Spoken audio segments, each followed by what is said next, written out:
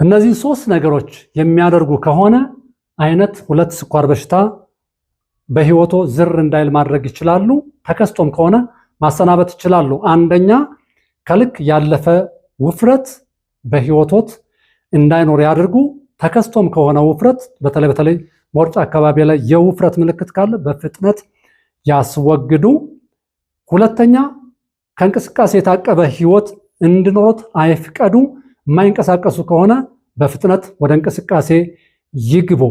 ሶስተኛ አመጋገቦት ለካርቦሃይድሬት ምግቦች ወይም ደግሞ ከፋይበር የጸዱ ምግቦችን የሚመገቡ ከሆነ እነኚህ ምግቦች እና አመጋገቦች ያስተካክሉ።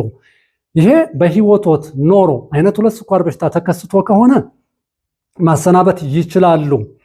ካልተከሰተም እንዳይከሰት ፈጥነው ወደ እነኚህ ልምምዶች ይግቡ። በአንድም በሌላም ግን በዚህ ጉዳይ ላይ ችግሮችን መፍታት ከፈለጉ ዞይ ሜዲኬሽን እንደዚህ አይነት ከዕፅዋት የተዘጋጀ ሻይ አዘጋጅቶ ይጠብቀውታል እና እንዳይከሰት ማድረግ ይቻላል። ተከስቶም ከሆነ አይነት 2 ስኳር በሽታ ከህይወቶት ማስወጣት ይቻላል። ይጠቀሙበት። አድራሻችን መገናኛ ስቲሞል ከደራርቱ ህንፃ መደዳ 5ኛ ፎቅ ላይ ይገኛል። ይደውሉልን ወይም ይምጡ። ሐኪም መስፍን